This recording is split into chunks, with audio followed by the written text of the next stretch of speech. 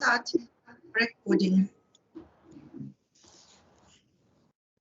I'm trying. Yes, okay, we can start. So, good afternoon, dear colleagues and friends. I'm Tatiana Larina, editor-in-chief of the Russian Journal of Linguistics, published by RUDN University in Moscow. And I'm happy to welcome you at our second webinar, Conversations with Readers and Authors. Thank you very much to everybody for joining us. First of all, let me introduce my team. Alexandra Ignatenko, our executive secretary of the journal and my assistant. Hello, good afternoon. Nice to see you all. So when you have any questions concerning your submissions, you may contact him directly. Anastasia Borzenkova is our IT specialist and SMM manager, and today she is our technical assistant. Hello, everyone. Sorry for not having my camera switched on, but you can see my avatar, I hope. Yes, we can see it. Thank you. And I would like to encourage you to send your questions to the chat during the presentations, not leaving it for the last minute. And Anastasia will invite you to ask your questions when we have our discussion. And please remember to indicate your name and affiliation. You may send your questions either in English or in Russian, and we will translate them. So do not worry about the language. I think we will be using lingua franca. Yes, so no problem with your mistakes and don't think about them. Yes, I'm sure that we will be able to understand each other perfectly well. So we also have here with us Professor Douglas Fonton, member of our editorial board and our dear friend, and he's going to be our discussant today. Thank you, Tatiana. I'm looking forward to hearing these presentations and also to hearing some questions from you, from spectators. Don't be shy, but put your questions, anything in the chat or also during the later discussion. Thank you. Yeah, thank you very much, Douglas, for encouraging our audience here, because our main target is to organize a kind of conversation, yes, with readers and authors in a very informal and friendly atmosphere. So the topic of our today's seminar is QS Subject Focus Summit 2020 on Modern Languages and Linguistics. The summit took place last December in RUDN University. The main topic of the summit was languages and migration in a globalized. We were very proud and happy that our invitation was accepted by well-known scholars from all over the world. And the feedback we received after the summit encouraged us to continue discussion with the presenters in this special issue, which we just published and at this webinar. And we are most happy that some of the speakers, the summit speakers who later submitted their articles to the journal, were today with us. Thank you very much for accepting my invitation and this initiative. So, dear colleagues, please meet Professor Barbara Lewandowska-TOMASZCZYK from Konin University, Poland. Yeah. Your microphone is switched off. Thank you. Yes. So, Professor Barbara Lewandowska-TOMASZCZYK, she's going to start our seminar. Then we're having two authors. One is absent, maybe she will join us later. Mino Alimi is not with us, but Atefe Rezanejad from Iran, from Tehran Azad University, is with us. She's going to present their joint paper. Atefe, are you with us? Yes. Yes. So I just switched on my camera. Yeah. Okay, thank you. And Klaudia Bednarova-Gibova, professor from Prešov University, Slovakia. Good afternoon, everyone. Thank you. And our fourth article will be presented by Professor Maria Ilinevskaya from Israel, Haifa Technion University.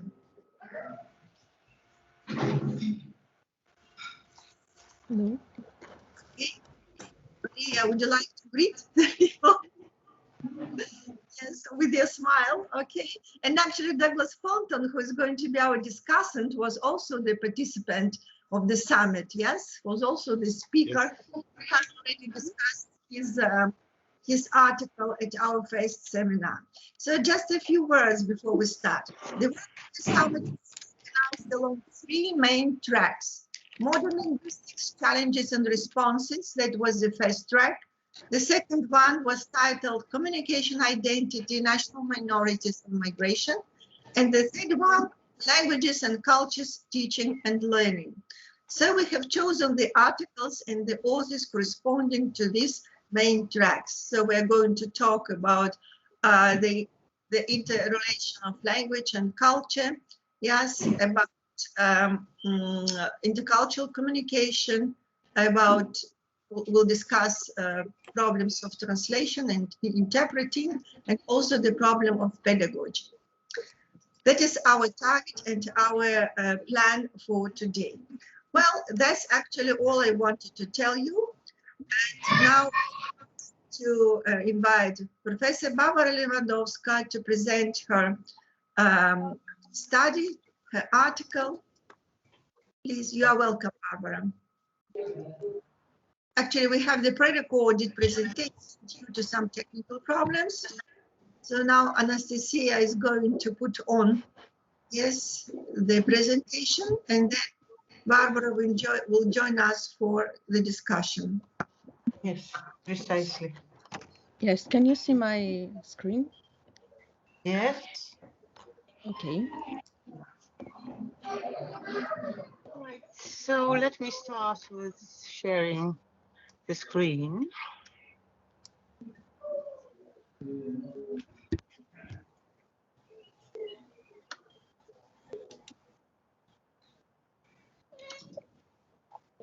Cheeky boy, aren't you? You're a cheeky boy.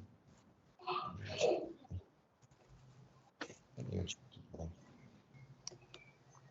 Right, so my name is Barbara Lewandowska, and I wrote this paper on comparing languages and cultures on parameterization of analytic criteria. Let me start with this poem by Lewis Carroll. When we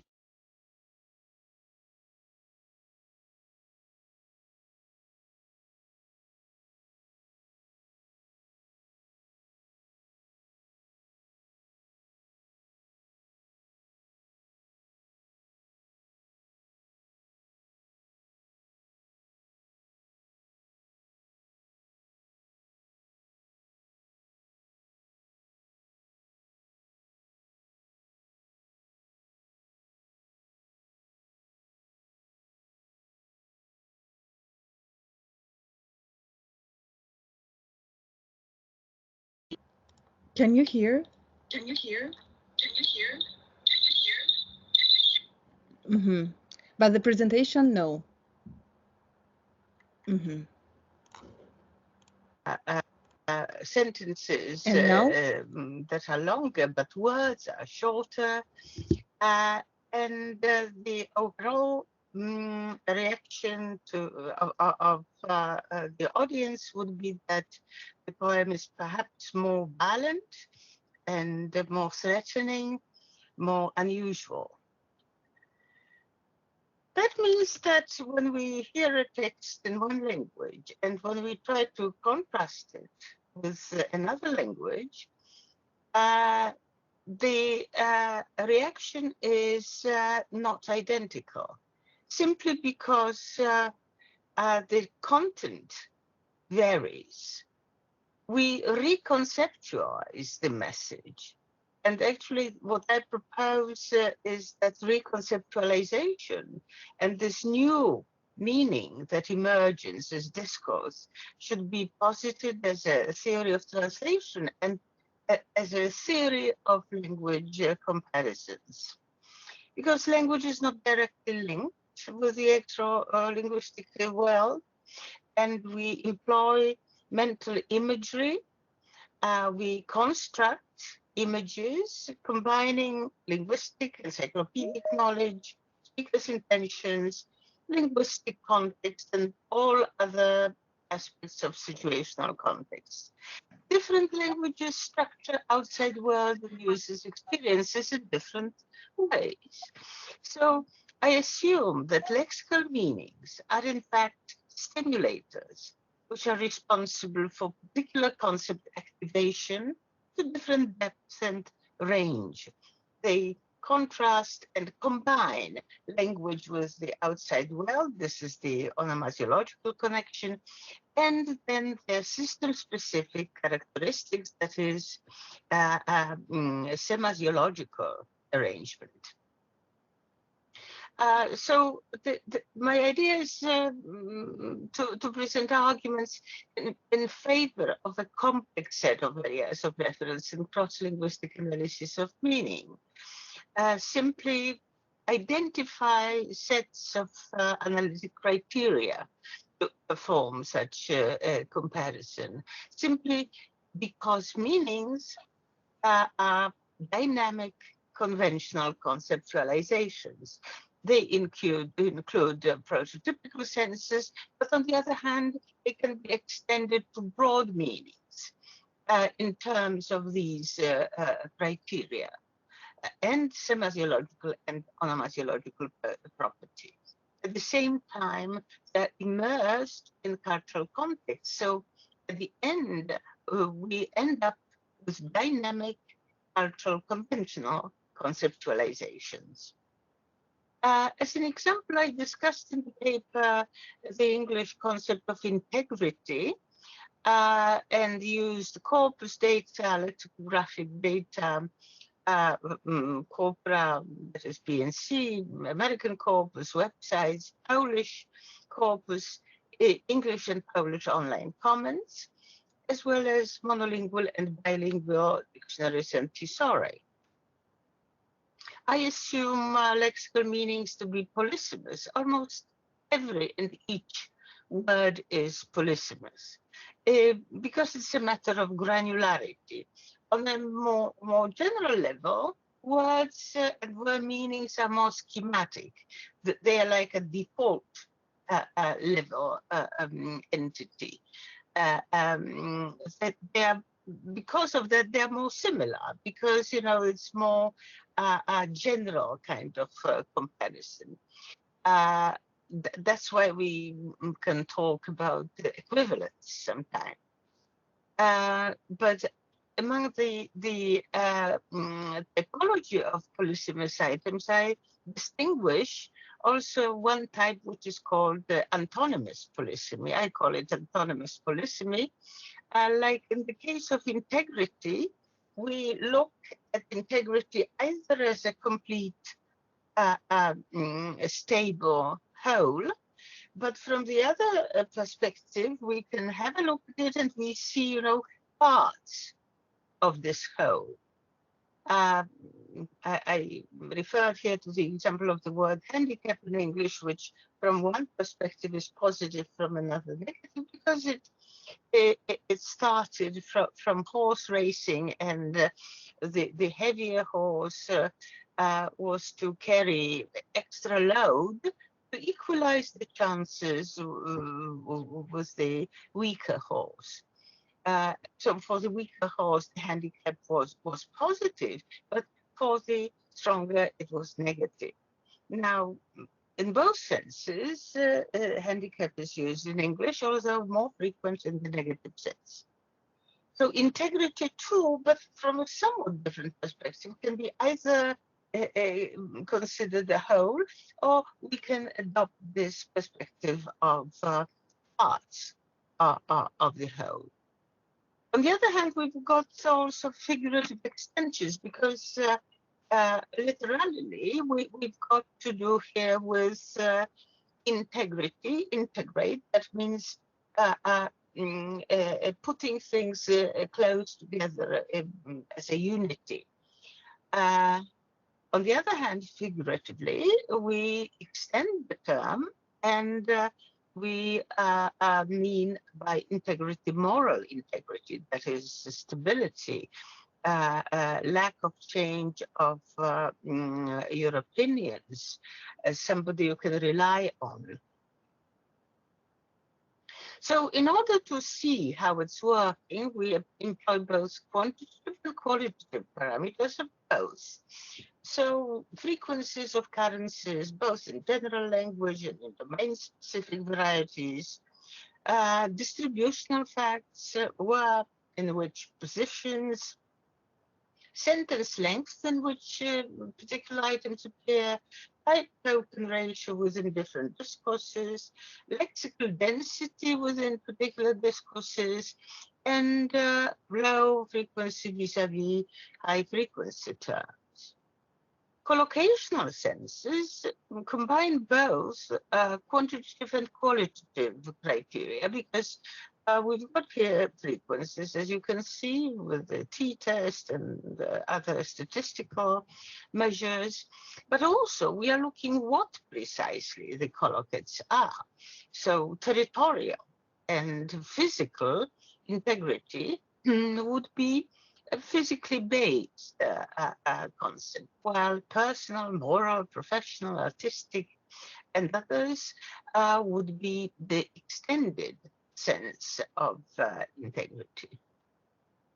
We need to research synonyms vis-a-vis antonyms, but as you can see, synonyms and antonyms are similar. You know, we can't talk about antonyms without similarity. If words are, and if concepts are not similar, then they would be difficult to combine them into antonymous terms. It's difficult to say that, I don't know, the antonym of tea would be a ceiling, for instance. So they must be similar enough. So here to look, integrity is both reliability and stability and accountability, efficiency, accuracy, credibility, but at the same time diversity and flexibility, not stability. They are autonomous, but within the same similarity domains. Very, very inspiring and instructive. Qualitative data also cover construal of events. We learn a lot from verbal collocates in corpora. And again, there are cross-linguistic specificity here. They differently construct events. Here in English, we can question identity, question integrity. We can lack integrity. And there is technological extensions, because we are talking about the integrity of the database or lacking integrity, as in the case of tabloid editors. Here we are talking about reliability, but also security and safety. So, you know, another phase of meaning extensions. You can't do good comparisons without parallel data. Here you've got English integrity as translated into Polish. Clearly see how cluster equivalent patterns evolve. English integrity is translated into Polish. It's the tool which is called Paralela. You've got access to complete sentences here. I have no time to talk about it now, but you've got complete sentences and then you generate equivalents. So you've got, okay, integrity in Polish, integralność.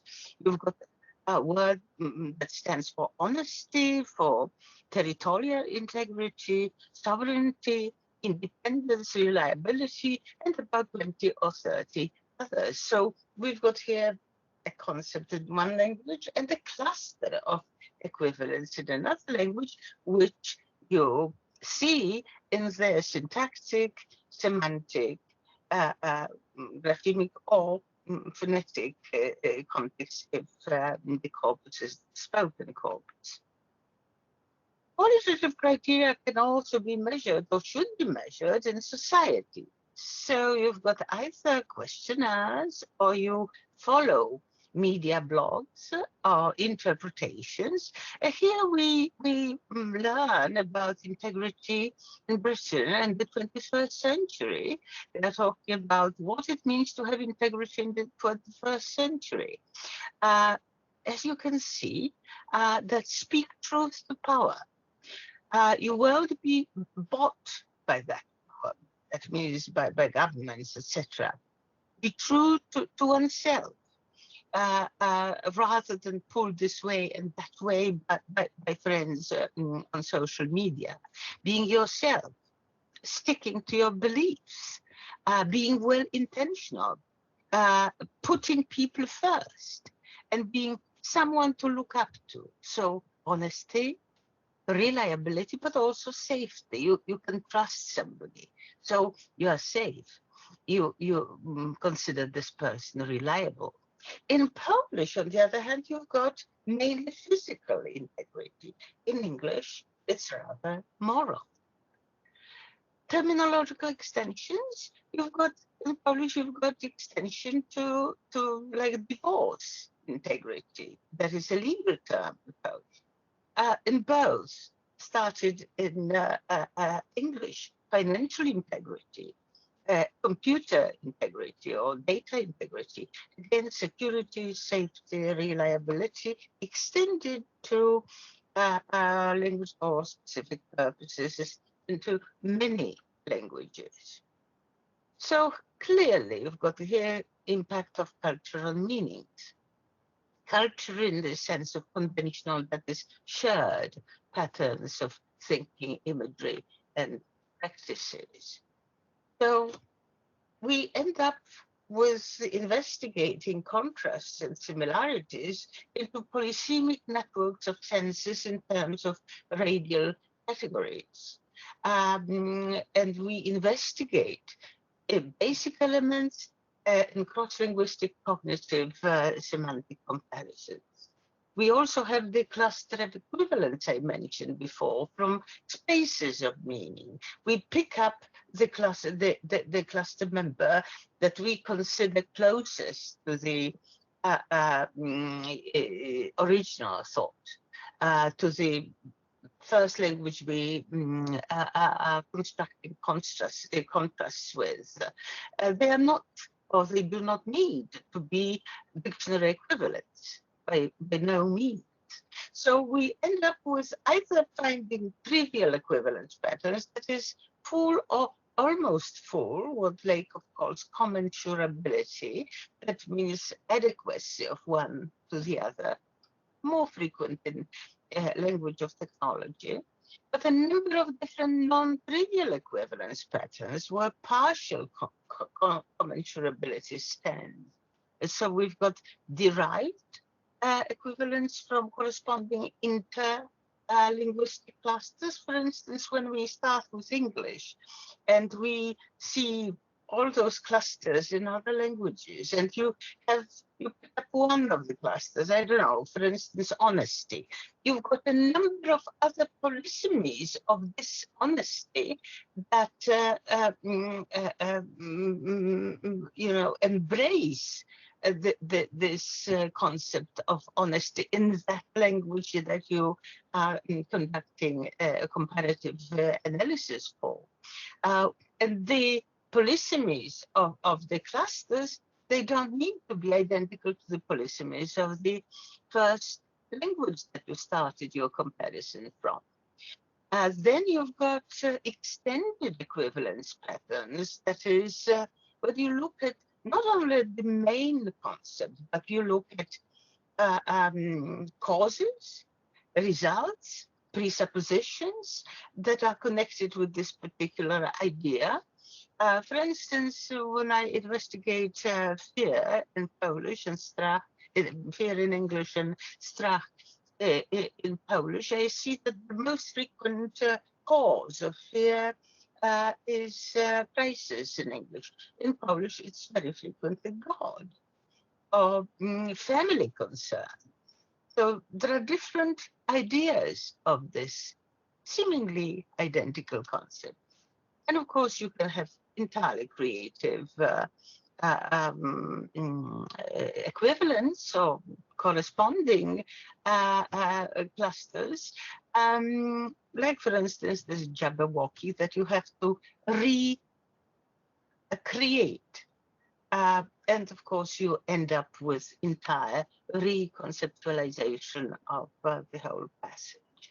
So to end up this short introduction, I can say that we presented systematic parameters of cross-language or cross-cultural comparisons, qualitative, quantitative, both qualitative and quantitative, on the level of phonetics, syntax, semantics, pragmatics, based on language data, corpus, authentic, from different sources, questionnaires, and also multimodal research materials and techniques. I make reference here to Zoltan Kovacs because his ideas coincide with what I proposed in 2010. He's also saying about multimodal types of comparisons and materials and techniques. So those parameters are signals of reconceptualization of the first language that you contrast your second language to. In the second language, we see a modified, new networks of senses. And originally, they could be combined elements, but very often they end up being considered distinct, but related networks of senses. So I would say that language contrasts rely on conceptual approximation of the output material. And there's no linguistic or any other semantic or in fact semiotic representation that will be the only full mirror of the language similarities. And thank you very much.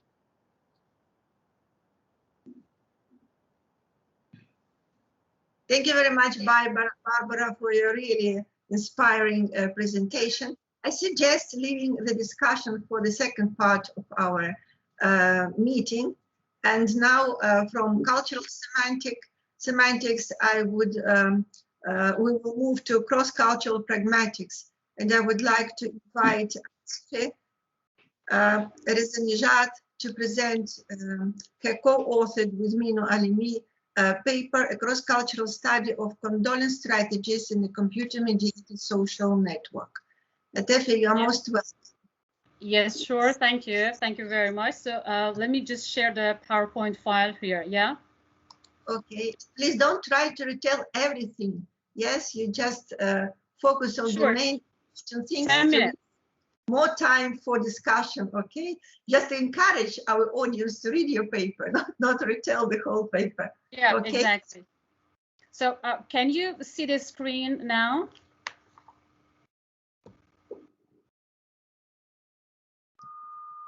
Not yet, but maybe just a second. Still black. Yes, Yes. thanks. Yes. Yeah, we can. Thank you very much. So here is a PowerPoint file. You can see it, yeah.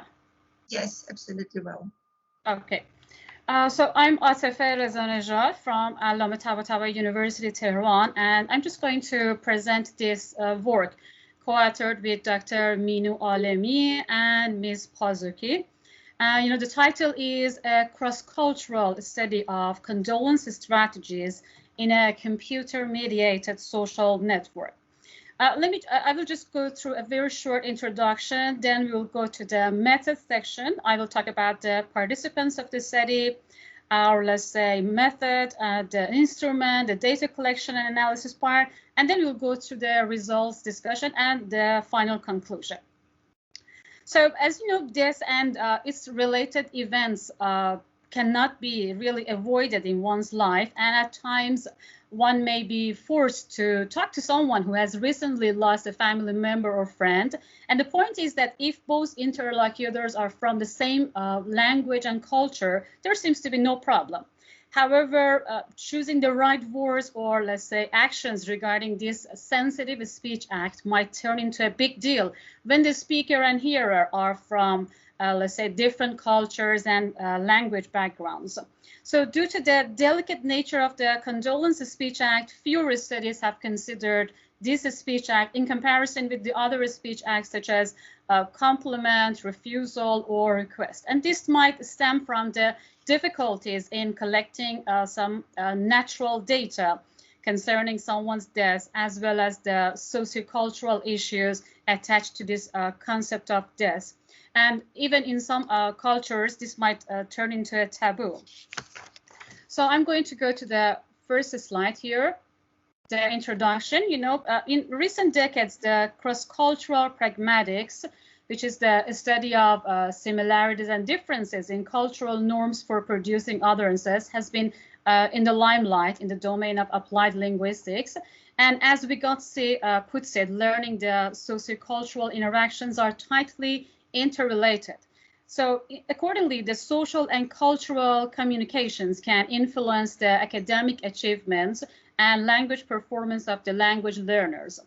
Furthermore, cultures vary greatly in their interactional, let's say, styles, and this will lead to inclinations in opting for different styles of speech act behavior and brings to light the importance of appropriate, let's say, speech.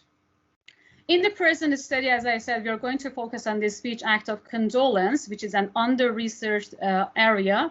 And we are going to answer these two research questions. The first research question was this: what strategies do native speakers of Persian, native speakers of English, and Iranian EFL learners employ to produce the speech act of condolences in a computer-mediated social network?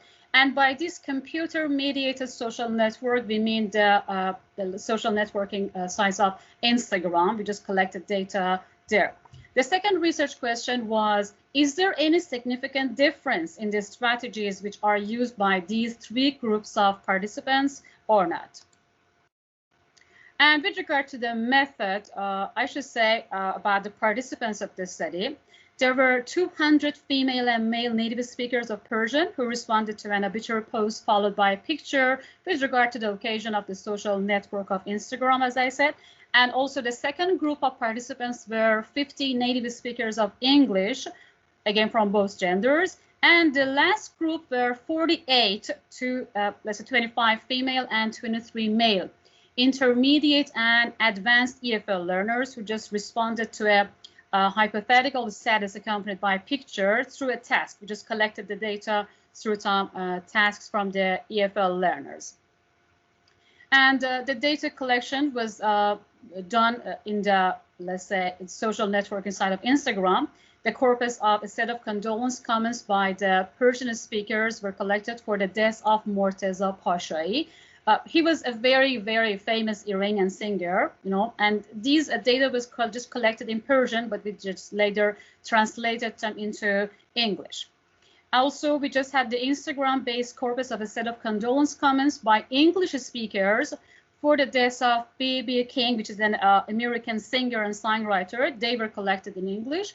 And the last group of data were collected from the Iranian EFL learners, and these were collected, of course, in English.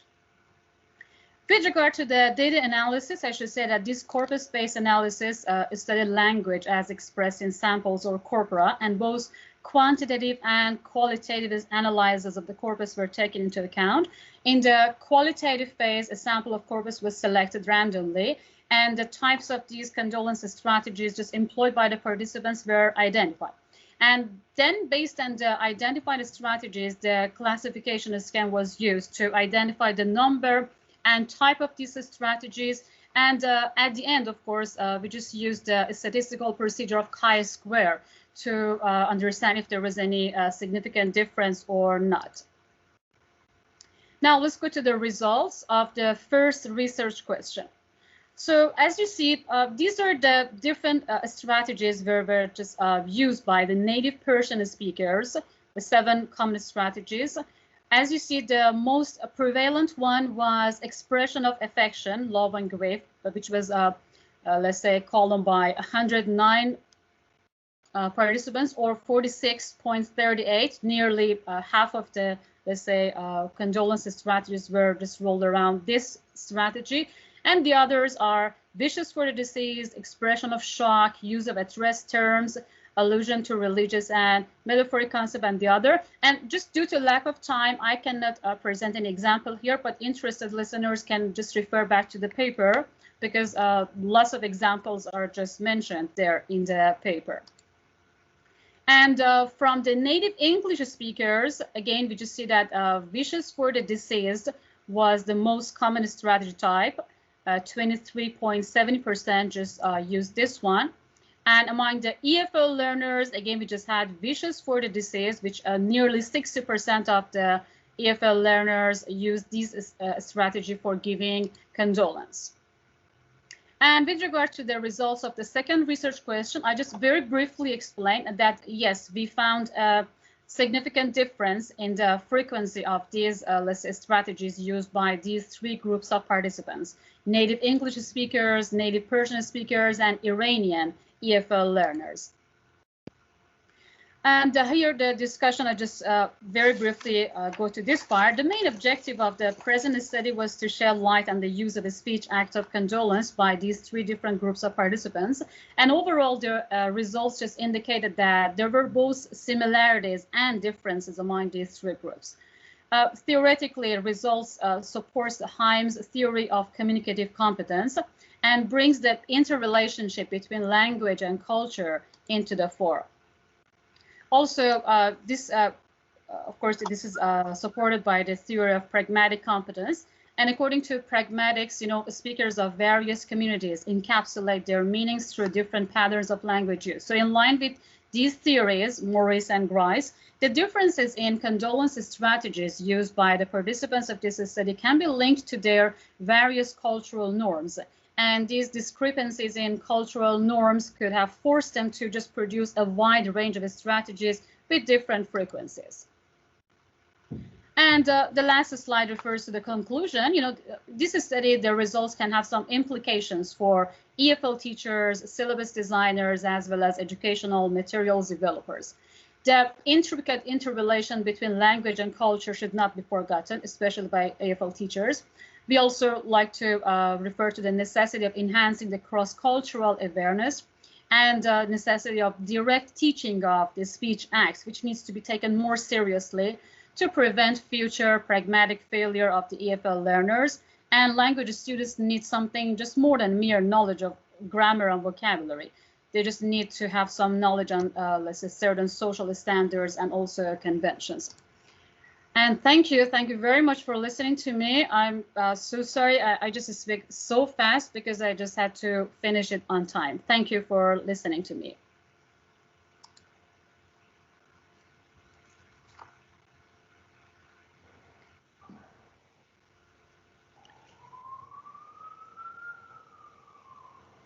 Tatiana Viktorovna, your microphone is switched off.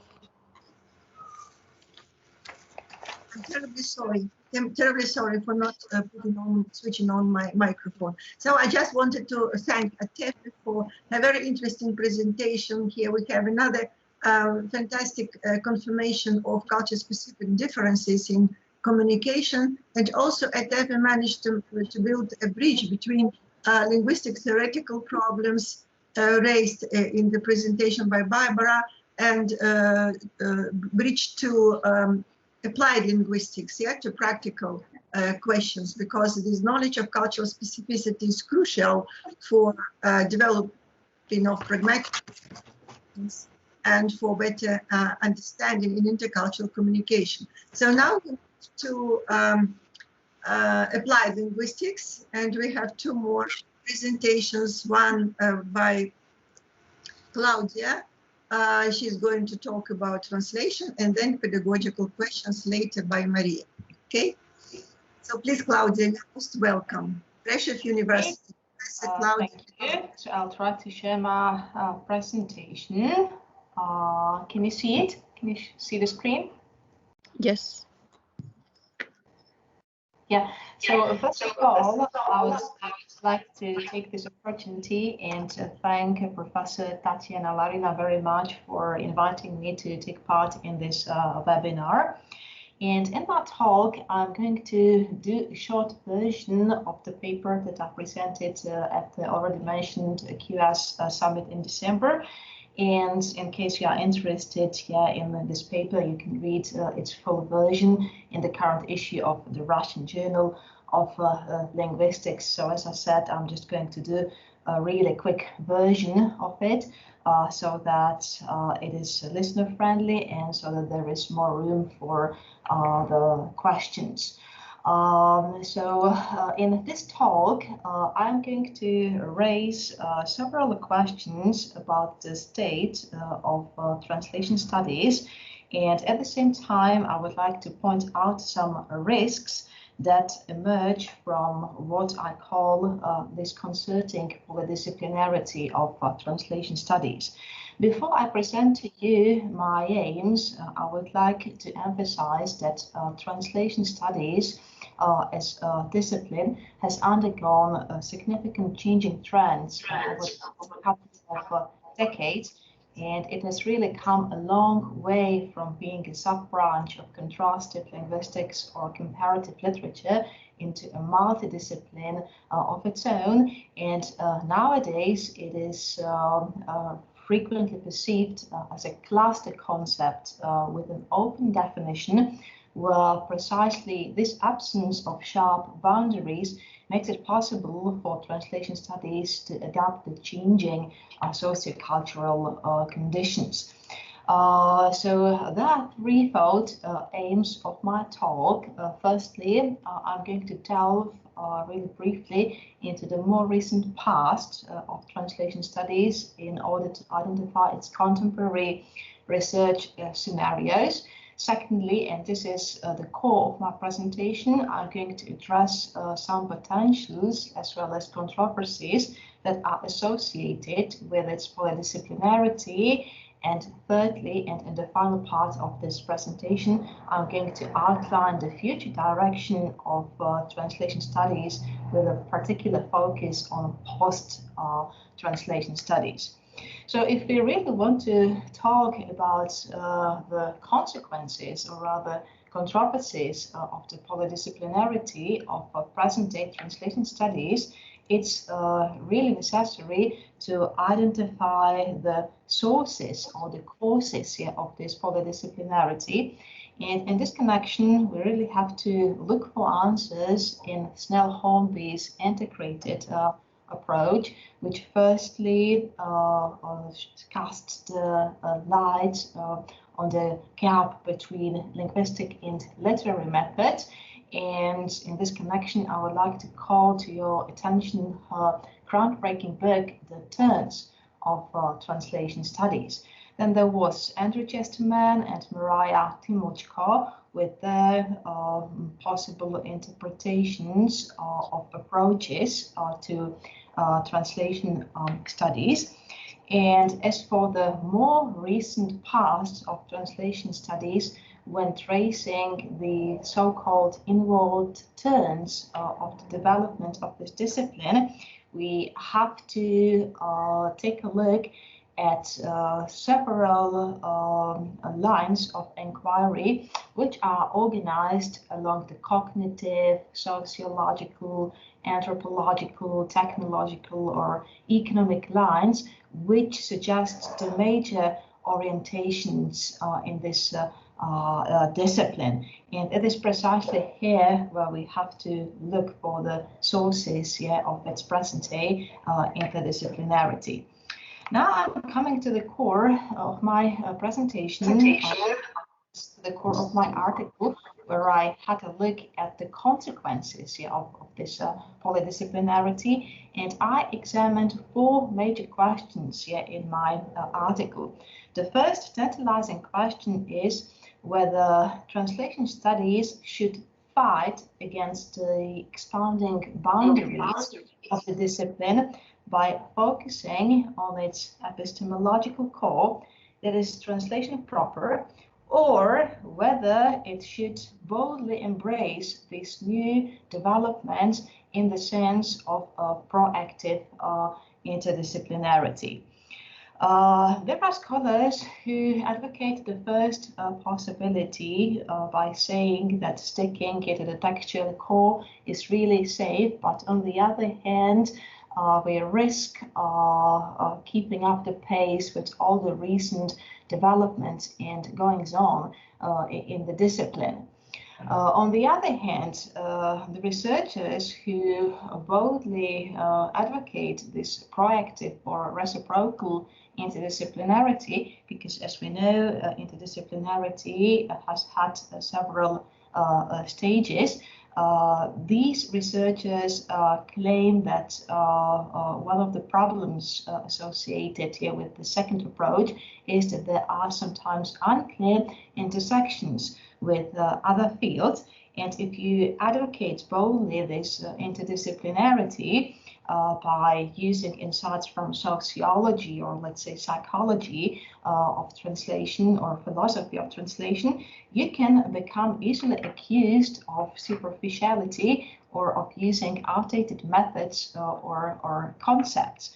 So a solution to this dangerous problem is offered in what is called consilience, that is the linking together of principles from various disciplines.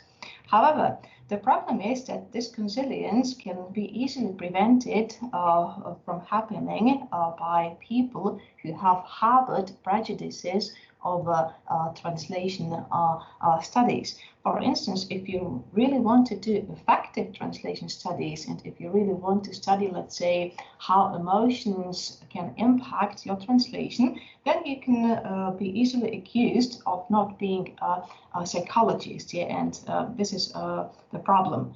So if we really want to advocate this proactive and reciprocal interdisciplinarity, it's absolutely necessary to focus on the principles of mutuality which work.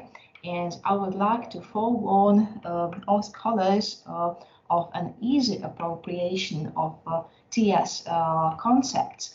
At the same time, it's crucial to realize that just as we, translation studies scholars, have followed the omnipresent interdisciplinarity turn, it is important for the experts from other fields to follow what is called a translational turn.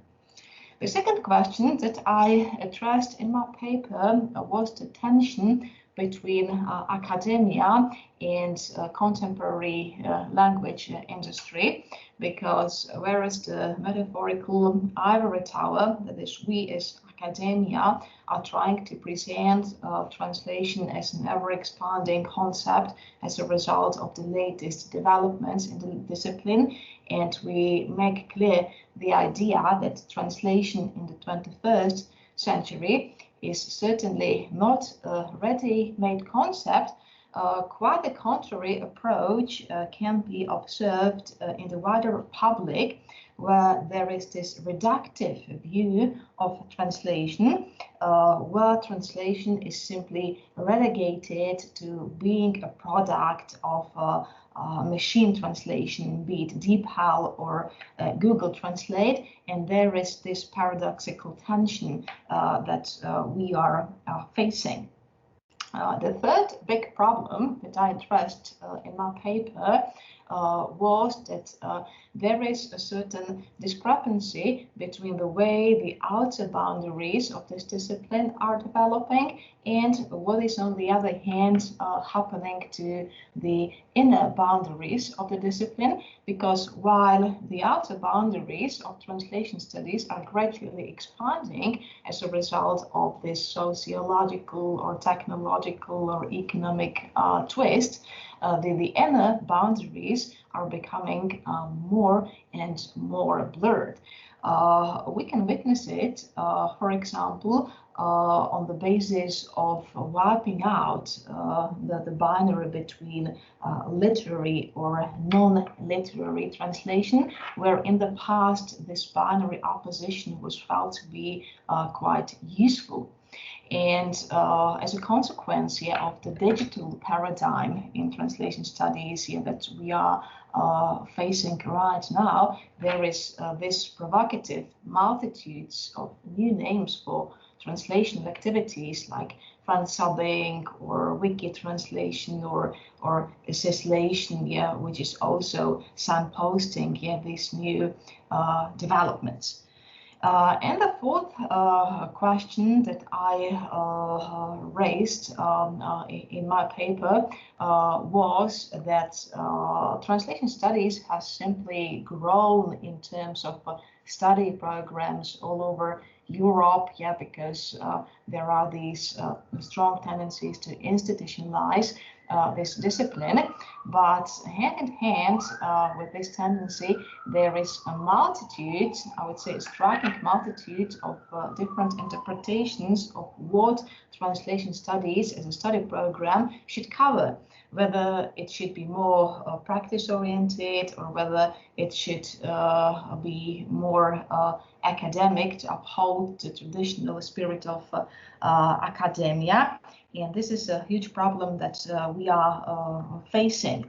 I think that this is a result of all the external pressures from the language industry. But my major misgiving is that if translation studies as a study program is relegated to a purely practical branch of study, translation studies risks losing its hard-fought position as an academic discipline. And I think that in the foreseeable future, harm could be done to its philosophical or conceptual legacy. So I personally try to strike a happy medium between these two approaches, but by taking this happy medium position, by being not overly theoretical, but by being not overly practical either.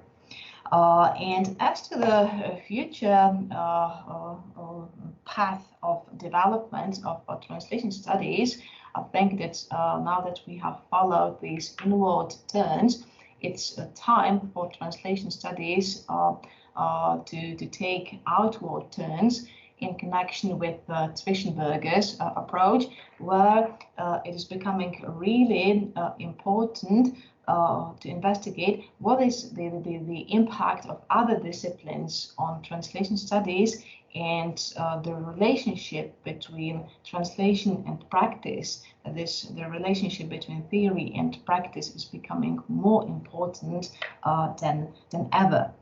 The other possible path of development that is going to be worthy of future scholarly reflections is that of post-translation studies.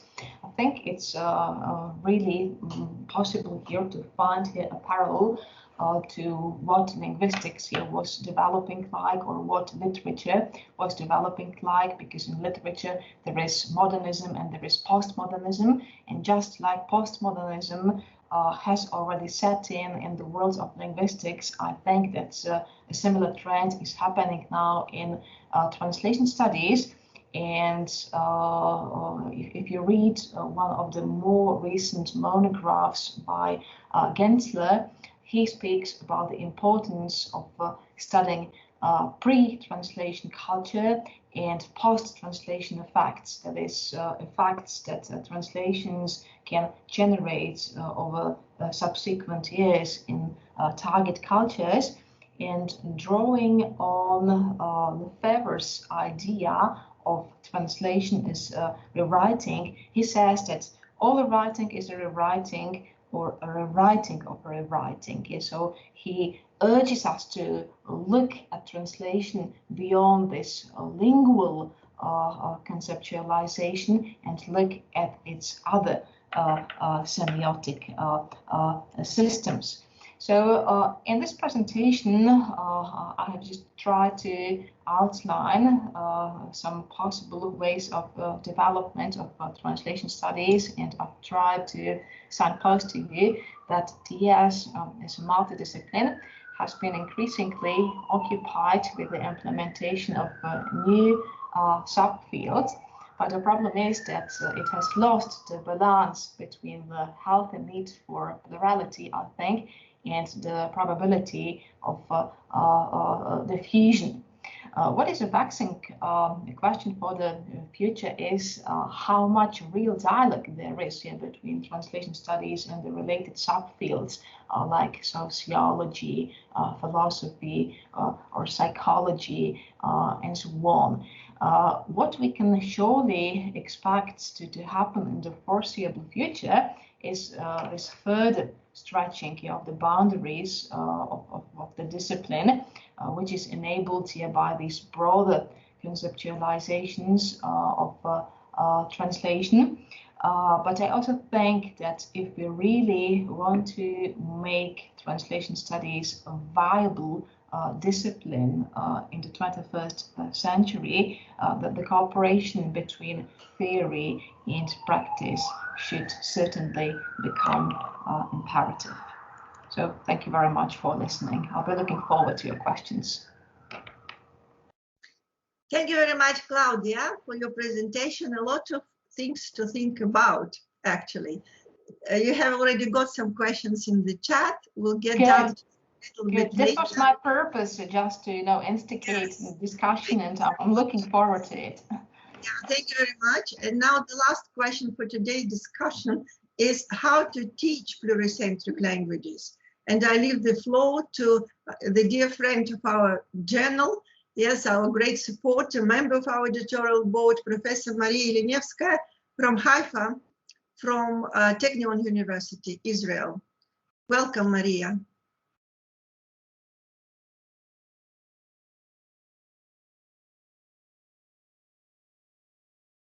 Maria, are you with us? I think I will start. Can you hear me? Can you hear me? Yes. Okay. Yes. Anastasia, can you switch on the streaming? Yes, yes. Okay, thank you.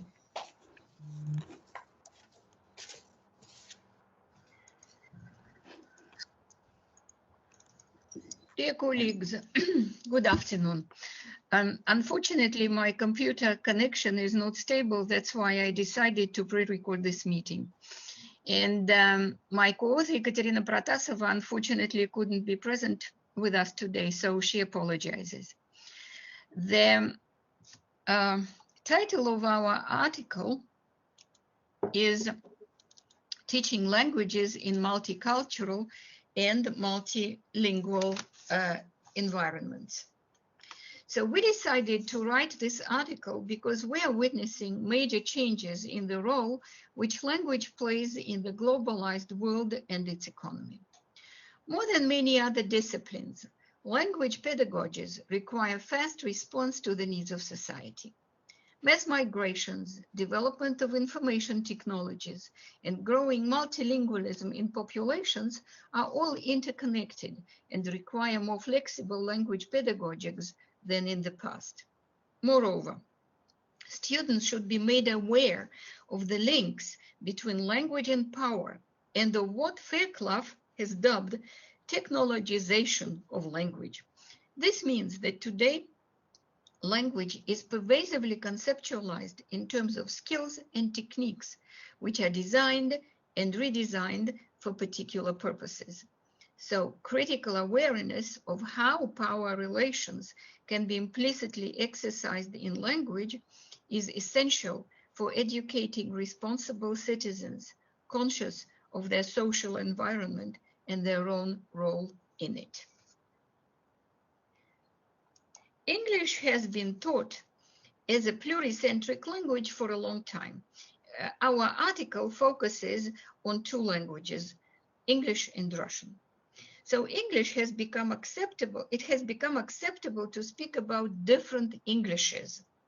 Teachers have to think how to balance between standard Oxford or Bostonian English and the Singlish, Chinglish, or other varieties of the outer and expanding circles.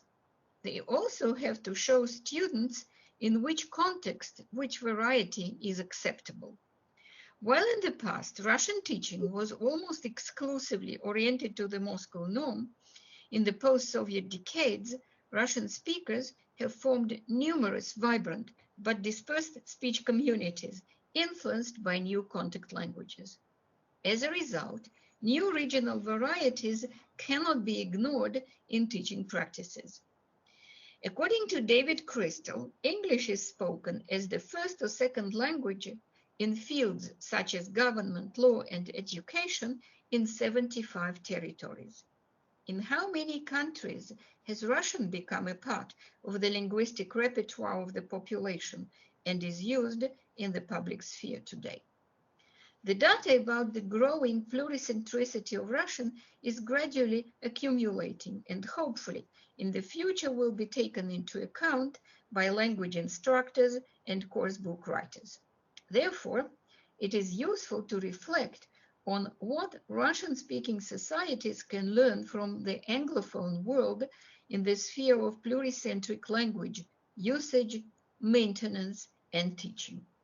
And now I'd like to draw your attention to the two pictures on this slide. One on the left gives us the flavor of Indian English. If speeding is driving faster than allowed, then addition of over in overspeeding is superfluous.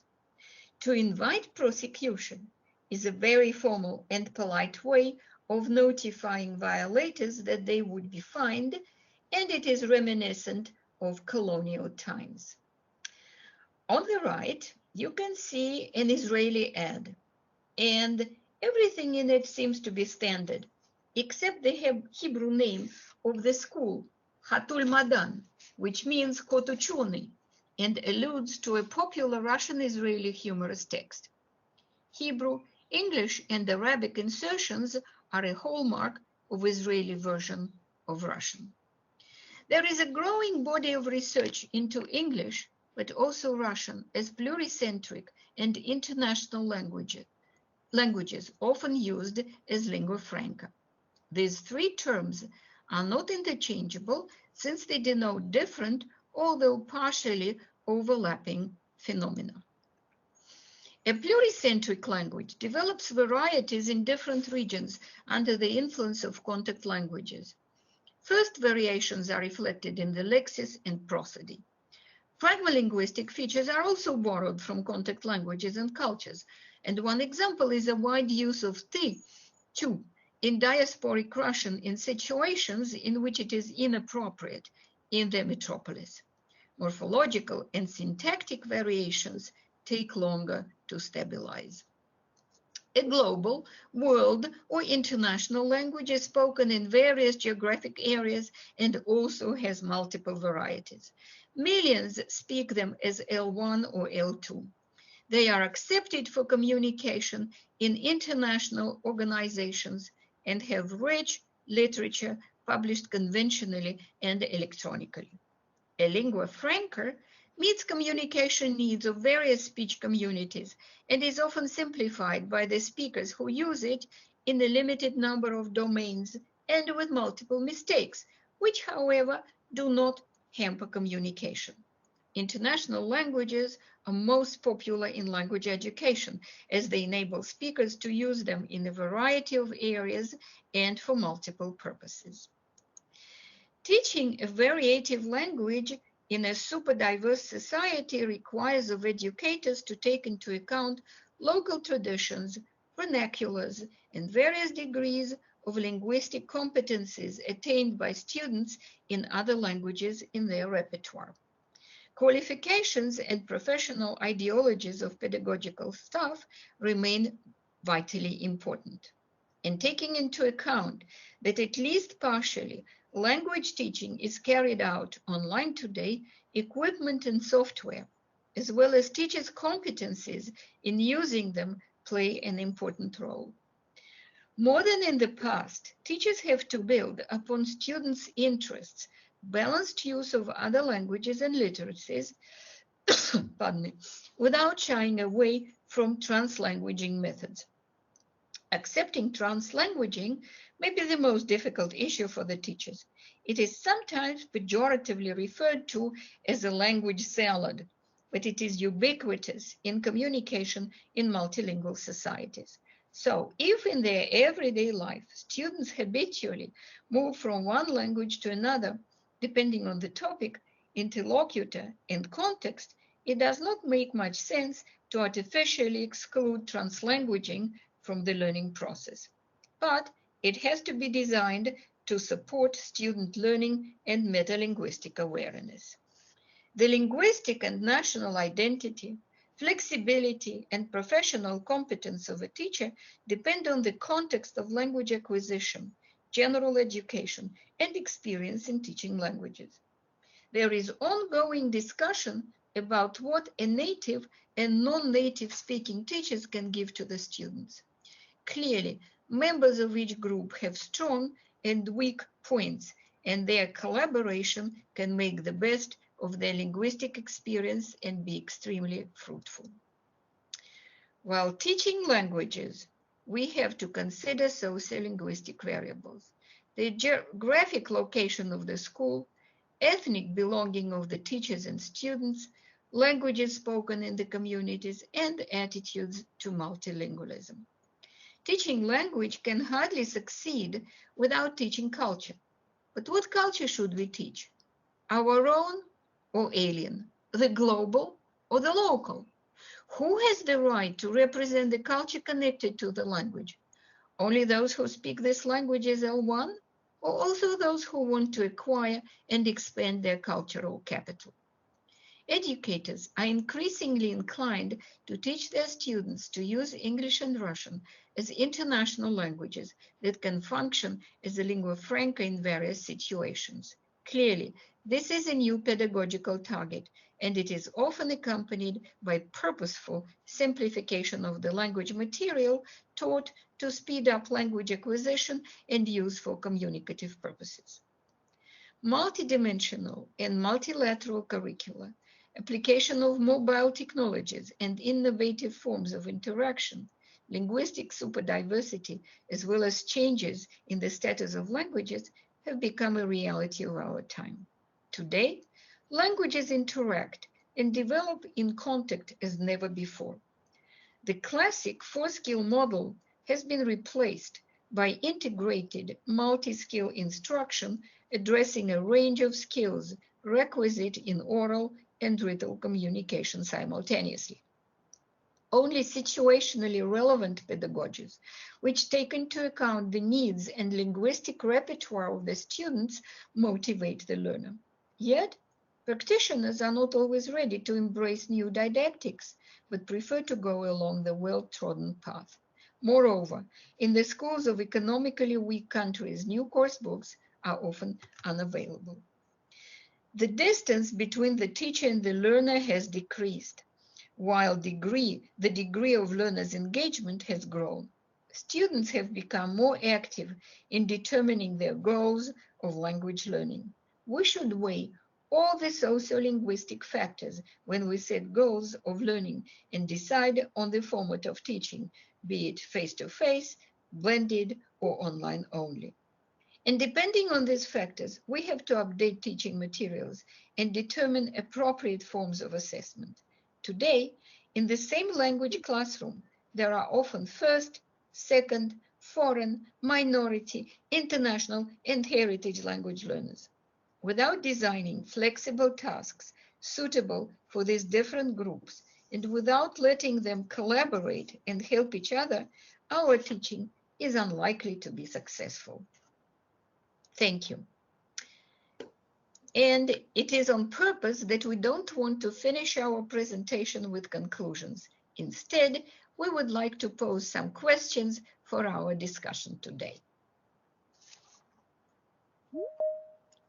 Thank you very much, Maria. The questions you raised cannot leave anyone indifferent, as we are not only scholars, but first of all, we are all teachers, and all these questions are extremely relevant. Thank you very much for your very interesting presentation. I would also like to draw the attention of all the participants of the seminar to the second article at the same issue by the Japanese scholar Hiro Nobuki on neonative speakerism, which raises also very simple. Okay, dear friends and colleagues, and now we have fascinating time for our discussion. So there are some questions on the chat, and now I will ask Anastasia to help us with them. And also, please, you are all welcome just to ask your questions, to all the presenters. And I will give the floor also to Douglas, as he's our discussant. Thank you. Thank you, Tatiana. Shall I just make a few comments before we read the questions, or before we get to the questions? I'd like to make some comments on the four presentations as a whole. Have the conversation, so everybody should feel free, and you are the first one who has okay, no, it's really very interesting. Very interesting. We have these three tracks. We have language pedagogy, we have language and culture, and we also have translation studies. And in some ways, there was a possibility that they were diverse, but I think we could see that the unifying trend, or the unifying feature, is this focus on meaning. What is meaning? How do different cultures construe meaning? Can we talk about language universals? I was absolutely fascinated by Barbara's first presentation. She introduced me to some new words. I think, if we're honest, perhaps many of us didn't know what onomasiological and semasiological were referring to. I can hold up my hand and say these were new terms for me. But really interesting, and I was interested because I've always been interested in the connection between language, between words and the outside world. And Saussure, of course, talked in terms of the arbitrariness of the sign, and I'm sure other questions will also feature that, but I'd love Barbara's thoughts on the relationship of her theories to those ideas. Also, Atafe with the idea of condolences. Condolencing is it a universal speech act? It's something quite interesting. Is it something that all cultures do in the same way? These were questions which were coming up there. How exactly do cultural factors affect the way we express condolences? I mean, with Iran, with Middle Eastern discourse generally, you have a very different culture to Anglo culture, certainly. Also Russian culture. I'm sure the different societies have different ways of expressing condolences. With Claudia, with translation studies, I thought, again, meaning in different languages. But I was also interested by this idea of interdisciplinarity, and I know there was a question already about this. So what do we mean when you mentioned philosophy, you mentioned other social sciences as being in some way akin or related to translation studies? Or are we talking about specialist knowledge that comes in from different disciplines into specific translations? And again, very interesting how commercial applications like Google Translate or other, how they might interact with the insights that are coming from academic conceptions and theorizations of translation and meaning. And finally, Maria, pluricentral. I mean, this Maria's presentation raises lots of questions, and as Tatiana pointed out, all of us have to do with teaching, and so all of us have to ask the question when we teach. Presumably, most of us teach languages, if not linguistics or other things. So we're all thinking about these questions constantly. What models of language do we have in our minds when we begin to speak? When we begin to teach? What are we trying to lead our students towards? It's very difficult. A native, even the most competent native speaker is presumably not a perfect speaker. There's no such thing as a perfect speaker in any language. And so if we're, how is it possible, how is it credible to think in terms of a native speaker level? These are terms that are bandied about, but they're very imprecise. And so what about evolving world Englishes or world Russians, as you were talking about? How are these models to be defined in terms of lexical items or grammatical structures? These are, you raised many, many questions in your talks. So thanking all the speakers, I'll open the floor to the discussion and look forward to some questions and some interesting discussion on these and other points, of course. Thank you. Thank you all very much. Just one small comment. Yeah, I think that we have 3 keywords here which unite all the presentations and actually all the articles in our journal. As you said, meaning, yeah, culture, and interdisciplinarity. Yeah, interdisciplinarity, I would say this is a cover term, which absolutely, yeah, covers and combines all these problems of semantic understanding, pragmatic interaction, and teaching. Yeah, so we can't work in the field just in one field of linguistics. Yes, we need to combine all the interdisciplinary fields. Okay, thank you very much. So first of all, we have, yes, Professor Salih Salman, I saw you want to ask a question. First, we have some questions, yeah, I think Anastasia, in our chat to Barbara, yeah? Would you like to start with this question, yes? Yes, the same as Douglas said, I think he repeated his question, yes, Douglas. Barbara, how does your discussion of anomasiology relate to Saussure's notion or the arbitrariness or the sign? This one is for you. Okay, if I may comment on it. The Saussure is usually attributed with defending the idea of arbitrariness. So that means no link really between both extralinguistic reality and language, and within language between form and meaning.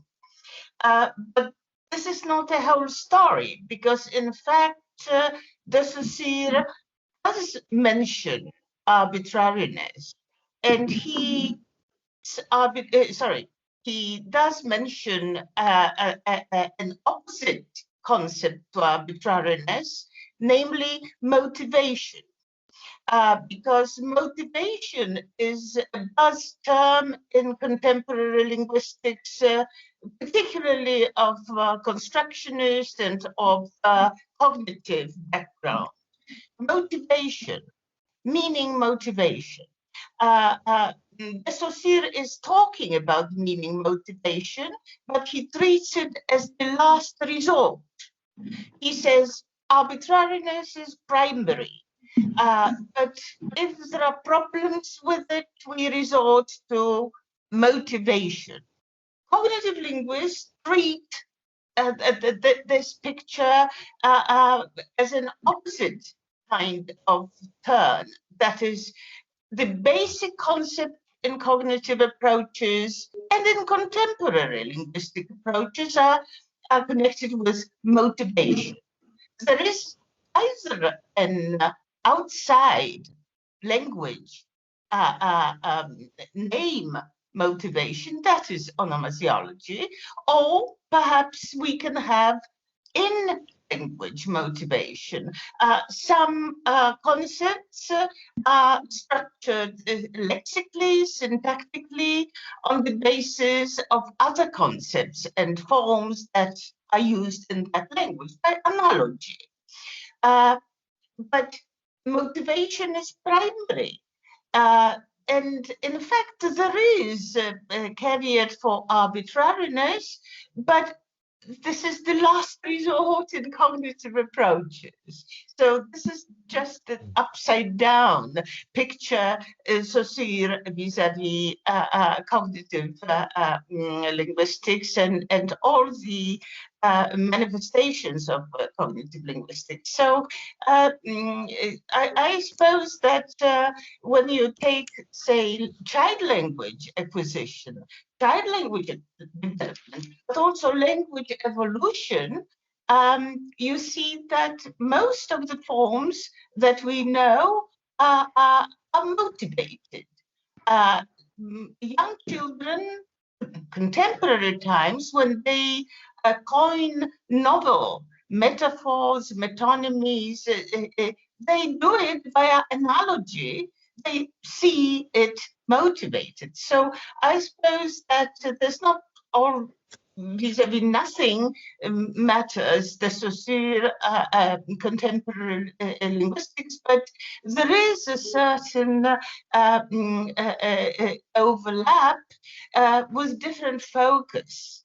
As far as I remember, the Saussure quite frequently mentions motivation, but as I say, downplaying its role vis-a-vis what is seen now. Anyway, thanks a lot. Thank you, Barbara. Thank you. Okay, Anastasia, any other questions?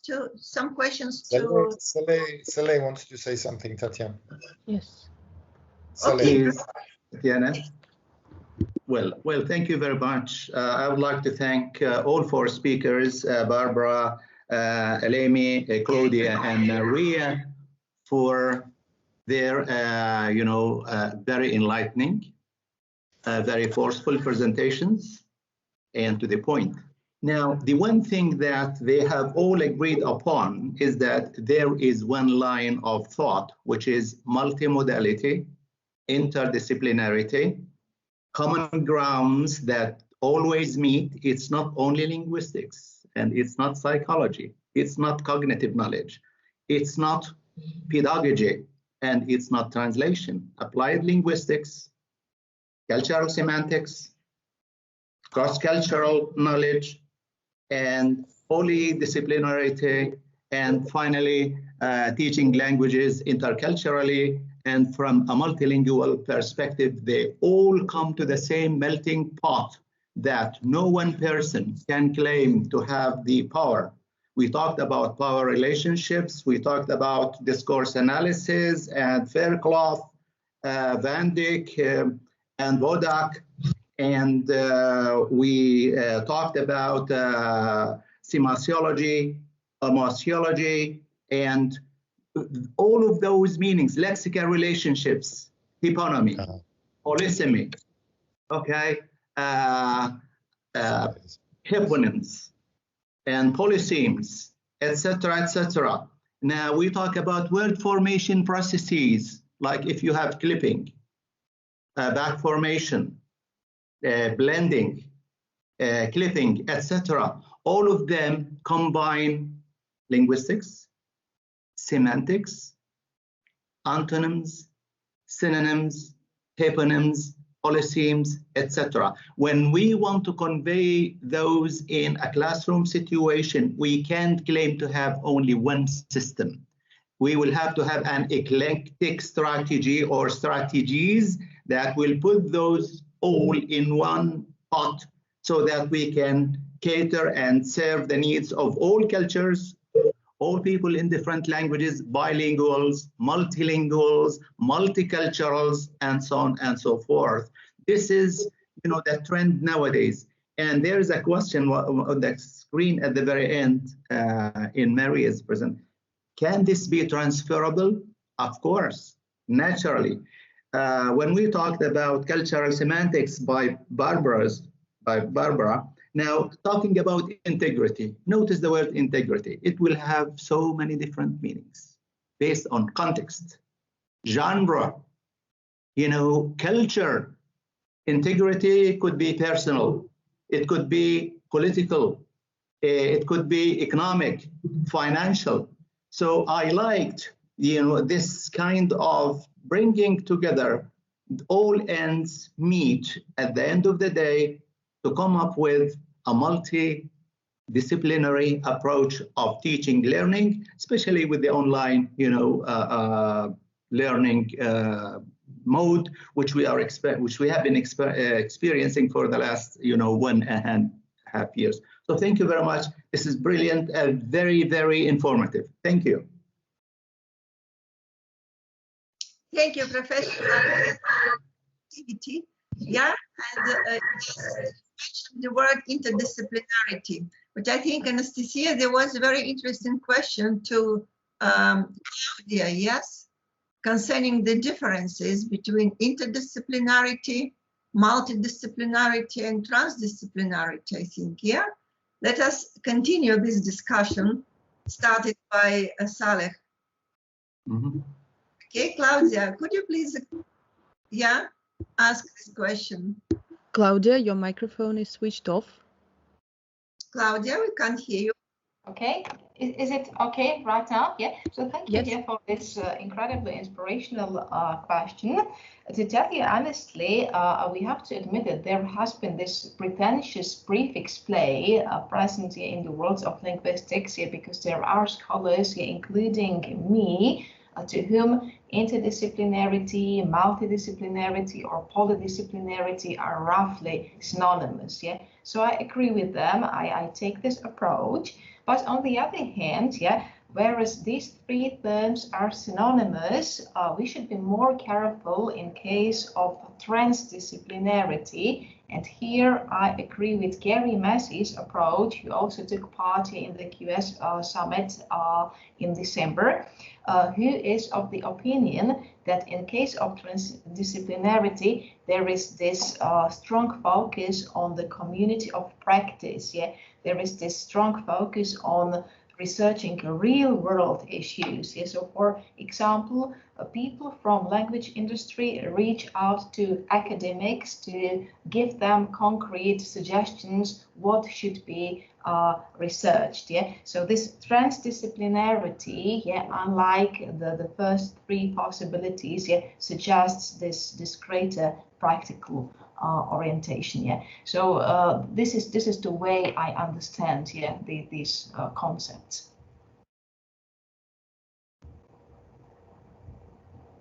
Okay, thank you very much. Very interesting. Again, we should think about it more. And there were a lot of questions to Atefe. Am I right, Anastasia? Could you please help me? Yes. Yes, the first one is from Douglas.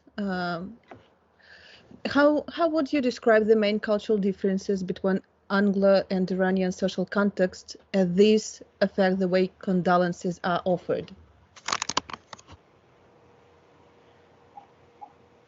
Thank you for the questions and listening to the presentation. First of all, I'd like to point out some point about the generalizability of the findings of this study. As you know, this research article was just, let's say, a short presentation of let's say a limited number of participants. We just focus on some Iranian native Persian speakers, native English speakers, and Iranian AFL learners. So I cannot say or claim that these strategies just found by these people can be, let's say, applied in the whole world, or just claim that all people in Iran or all people in English speakers, I mean native English speakers, just use these strategies. This is really not possible to just say that. So this was about the generalizability of the findings, but we just focused on this small sample, on this small group of people to just somehow discover the discrepancies that these people use in giving condolence based on their culture. Because, you know, in Iran, we are Muslims, you know, in Iran we have the Islamic culture, and I can say that our religion could greatly impact on our, let's say, way of speaking. And as you know, just we can say religion is a part of culture. So as when we say language and culture are interrelated and they cannot be separated, definitely religion cannot be separated from our language too. So somehow I can say we speak Persian, Farsi. I mean, this is completely different from Arabic, as many people in the world still think that in Iran we speak in Arabic, but you know, we are speaking Persian. And this is completely different from Arabic, but in our culture, in our religion, I mean, our religion just is taken from the Arabic culture, the Arabic language. So there is an intricate relationship between Arabic, Persian, and our culture. So this could have some influence on the kind of strategies that the Persian speakers just use here. Another question I just received, I think, was about, that was very interesting that you just mentioned. Can we claim that these strategies are also used by the people in private talks or not? Or do you think this is just referring to the celebrities or so? This seems to be a very great idea for further studies. And the point is that we collected the data from Instagram, okay? And this is a platform for sharing comments, ideas, and there seems to be people are somehow free. People are somehow relaxed in the way they are just giving the comments, or let's say the comments that they just post there. So maybe I do not claim that this is exactly the same, but maybe to some extent we can say that they are the kind of real, let's say, talk that they will have privately by or face-to-face when they talk to people. And when we just focus on some celebrities, so these are the people that they loved. So it seems that they just try to show their real affection, their real, let's say, feeling to the death of that person. So based on these, let's say, comments, I just, yes. Also, no, sorry, I didn't want to interrupt you, Etafe, but I just wonder, because if you think of condolence as a speech act, then it seems to me that it's person to person. It's somebody has had a bereavement and somebody else is consoling them. So, but I can understand that it's kind of impossible to collect actual data on that. So, I mean, when we have a passing of a celebrity, many people feel that the celebrity is a member of their family or they're very close to that person. And so It is a very similar thing. But I was wondering also, but Zoya had a very interesting observation here about, do you include this material on condolences into your teaching material? Because even within the same nation, there are different cultures regarding the way, tragic events are responded to. So she says Mormons in the US react differently from Catholics or Protestants. Yes, so again, it's very exactly.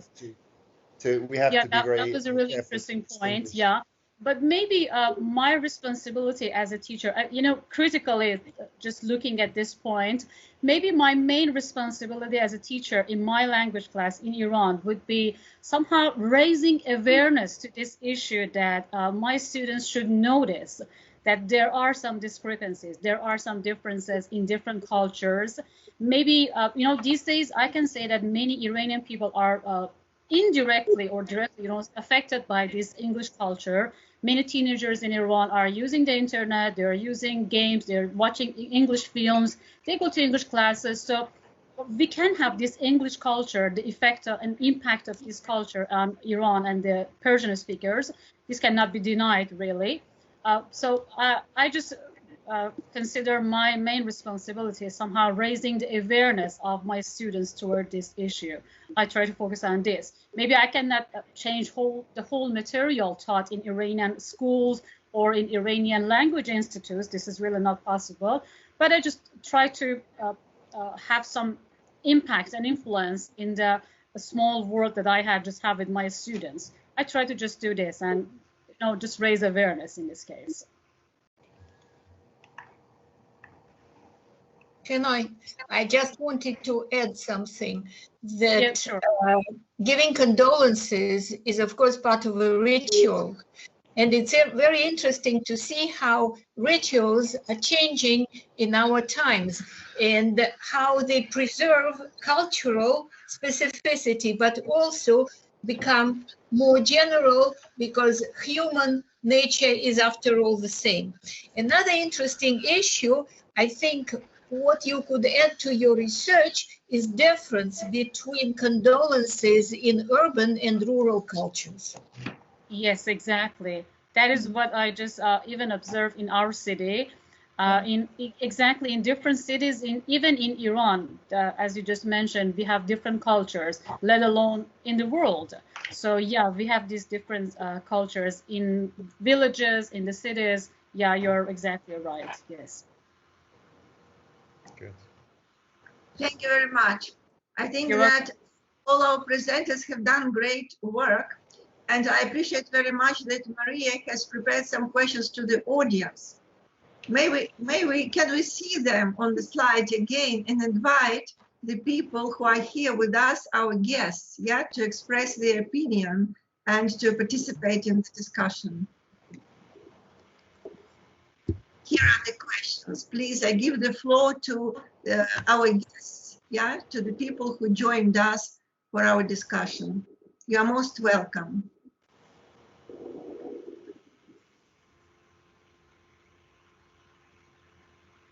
If I may, I can answer a really interesting question from Douglas. Can I? Okay, sure, yeah, please. Yeah, so I got a question if machine translators are all at all responsive to academic theories in translation studies, and if yes, in what way? I have to say that I'm really amazed at the way machine translation is progressing, and what a real progress there has been over the last couple of years. And I think the more specialized the text is, the better are the translation results. So if you use neural translators like DeepL, I don't know if you're familiar with this machine translator, I think that in case of a specialized text, the results are really amazing. And terminologically, there is a huge degree of equivalence here between the specialized terms, between the source and target language. So I would say that the way this machine translation has progressed is in a way responsive to the traditional equivalence paradigm. On the other hand, if we have a look at the other, let's say, more recent theories here, which are being reinvented these days, like Scopus theory, which take a much more deliberate or freer approach to translation, where you can really, as a translator, choose which information you are going to omit, which ones you are going to transform into the target language, then machine translation is obviously not a good option for us, because it is precisely here where the need for a human translator will always be necessary, because no machine translation can translate in line with Scopus theory. No machine translation can produce a really perfectly polished version of a literary text. So I think that it really depends on what you expect from your translation, what criteria you have for a good translation. But I think that these machine translations are really doing a good job for specialized text with respect to the traditional equivalence approach. But they cannot keep the pace here with more recent theories like transcreation, let's say, or Scopus theory. Maybe localization, that's another part of the story. Yeah, if the text is again specialized, there are standardized terms. Yeah, localization is possible. That's the way I see it. Thank you very much, Claudia. Yeah, very interesting. And sorry for skipping this very important question, yeah, to you. And you gave the time to our guests to think, yeah, of Maria's questions. Thank you very much. Okay, so dear guests, colleagues, I encourage you to join the discussion. Okay, can I continue answering the questions? Yes, sure. Yes, Zoe, please. Well, to begin with, I would like to start with Kachu's quotation. Every international language pays a price for being international, in the fraction that it becomes differentiated. It splits into varieties. And whether we recognize these varieties or not, they do exist. And today, when we speak about monocentric approach to teaching, we are actually forced in recognizing that, because any language is related to culture. And when Russians say that they speak British English, they are not honest. They speak Russian English because they rely on Russian culture, and they actually somehow, and it of course depends upon the proficiency, level of proficiency, they have some traces of their Russian language, their native language. Whether we want it or not, but sometimes even proficient teachers of English, they actually betray their Russianness. Therefore, we cannot speak nowadays of monocentric approach to teaching. Even if we take a British model as an educational model to rely upon, we are still in class Russian teachers with our Russian culture and without our Russian relic of the Russian language. Therefore, pluricentric approach is what is natural nowadays for English, and actually becomes absolutely the same for Russian as an international language. Therefore, I have started with this very point, the second question. And I would say that our main idea nowadays should be to have our students, as well as teachers, be aware of this diversification of the language. And we shouldn't pretend speaking only American or British English. Sorry, can I? Sure. No, because this was Maria had a slide with a cartoon here about dialects, and if you're talking about English, English is one thing in Cockney English, Geordie English, Scottish, 4 or 5 different types of Scottish, Newcastle, Manchester. In education, we are usually speaking about standardized English, but you are absolutely right. What is standardized English nowadays in Britain, for instance? Yes. It's not what we need. Russian, the same, no doubt. Russian, yes, the same. Absolutely.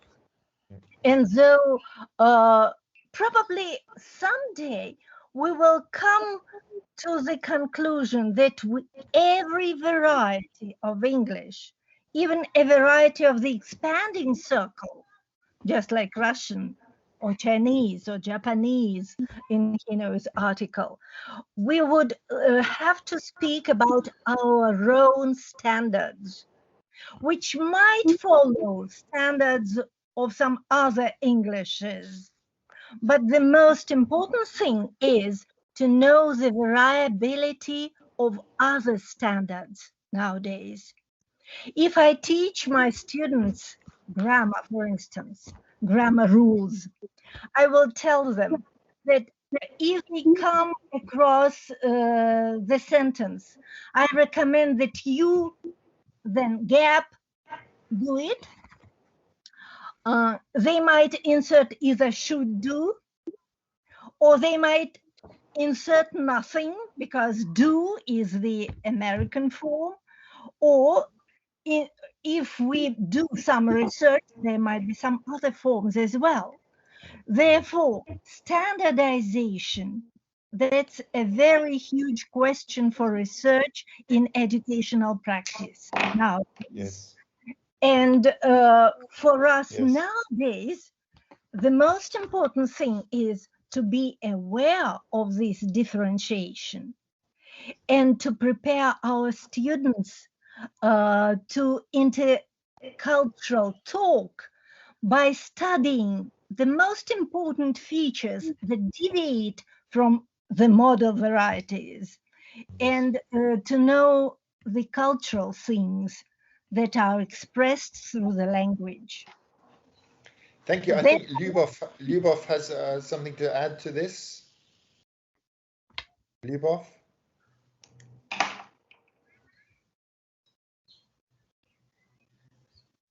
Okay, no, someone has a hand up. I thought it was Lyubov. Yes, someone. Yes. Can you hear me? Yes. You hear me? Okay. Yeah, please. Lyubov, Alexander, okay. You're welcome, sure. Can I address Barbara with a question first? Yes. Can we go to Barbara's report? Thank you very much for all the presenters for most interesting and thought-provoking presentations. You were absolutely right saying that they are all interconnected. Barbara, I am very, very grateful to you for raising these questions. And I'm especially interested in the question about reconceptualization. In order to translate, to be able to translate a word from English, say, into Russian, we have to correspond it, to relate it to a concept that already we have in our conceptual system. My question is, what happens if our conceptual system, our conceptual worldview has no corresponding concept? There are such concepts which produce gaps. I just remember some lines from the work of Eva Hoffman, Lost in Translation, your compatriot, when she analyzed the experience of trying to understand some concepts of Anglo culture. She says that they did not evoke any connotations in her, and it was impossible to understand the meaning of this or that word only from a dictionary. The very same ideas were expressed by an American psycholinguist of a Chinese ethnic origin. When he shared his experience, he was saying that he could not understand the meaning of privacy just using dictionaries, because to understand what privacy is, you have to have not only mental but bodily experience. And this is what he said. Before he spent a year in American culture, he could not understand the true meaning because the concept of privacy was non-existent or not important. What happens? Is it then possible, using all the criteria that you discussed here, do we have words which are untranslatable? Or am I being very pessimistic? No, thank you very much for this challenging question, because it's challenging both for practitioners and for those who theorize. But because, you know, I think that the ultimate reference to our conceptual system is both our physical body and our cognitive abilities. So, for instance, when we talk about emotions, because I mentioned emotions, there are numerous emotions that are language and culture specific. You know, the reason I'm mentioning that is that when you have a look at all those criteria that I was talking about in one language and in another language, sooner or later, if you suspect that there is a similarity, will you find some point of reference or some level on which to build this similarity? I mentioned emotion. in English, there is no emotion of żal. We use żal in Polish, which is a kind of mid-term between grief, regret, sadness, and a number of others. I do believe that there are instances and events in which those languages or users of those languages that do not have this emotion term in their vocabulary, they feel what we would describe as this monolexical concept. Now, the question is, a monolexical word, the question is whether the understanding is so wide, so broad, and so deep as in the other language that does possess this monolexical form in their vocabulary.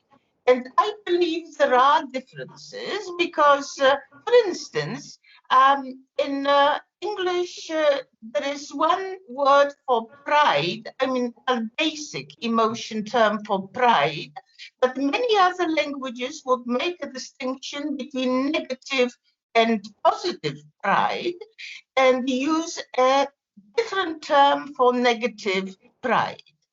And of course, you have a look at all those data that I mentioned. Like, for instance, you can start with the 7 deadly sins, because in English, you know, in English we say that pride is the one of the 7, you know, most gravest sins. But in those languages that make a difference between pride, which is positive, and negative, they say, oh, no, no, no. Our pride, that is positive pride, you know, cannot be said to be a deadly sin.